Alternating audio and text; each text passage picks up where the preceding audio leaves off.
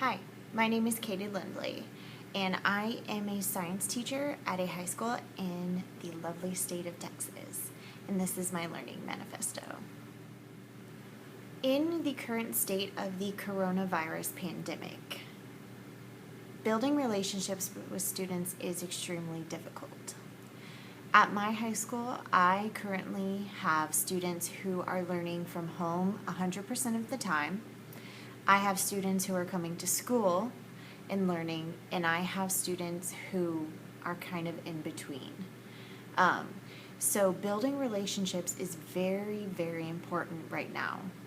And even though I do see children on Zoom and I am able to see their faces, it is not the same thing. Building a relationship is probably the most important thing that you can do as a teacher, in my point of view. I've taught with students who are in the lowest socioeconomic groups, and I've taught with students who are in the middle and even in the high groups. And no matter who that child is, or where they come from, or where they live, building a relationship with them is the most important thing that you can do as a teacher.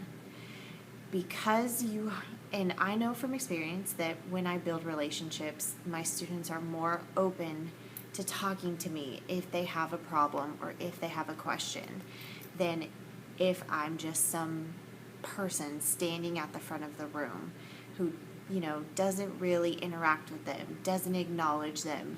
They're just another person in my room and they don't feel seen. I recently came across this image on Twitter. If you'd like to find it, you can follow at Woodward_Julie, and I think it has the most amazing step process for you as a teacher to start building a relationship with your students. Personally, I love that set high expectations for your students is there, because that is a great way to start off a school year, whether it's in person or on Zoom. And building trust, that's another one. Very important for you to do as a teacher. I recently started a blog called TechieKatieTeach.weebly.com, which is technically part of my Lamar University master's degree program. But within that is a blog where I add different things like, what is an e-portfolio? How could you use it with your classroom? And I even added a special one about how to create a virtual one for your online teaching. If you liked this video or would like to follow me on Twitter, you can go to @LindleyScience to see how I build relationships with students in my classroom.